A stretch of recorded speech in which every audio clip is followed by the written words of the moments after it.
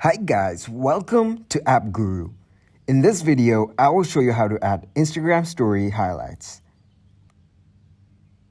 First, open your Instagram app and then tap on the plus icon in the middle. Then tap on settings on the top left. Go to story, now select close friends. From here, choose the friends you want to add as close friends and then select done. Now, record your story and then tap on your story or close friends. Now, tap on your story on the top left.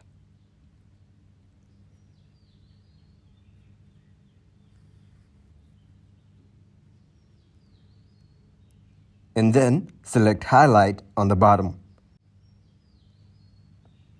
Swipe left and then tap on new on the bottom right.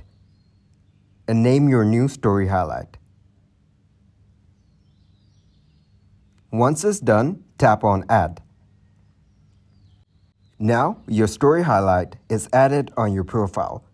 That's it. Thanks for watching, and if you liked the video, leave a like, share, and subscribe.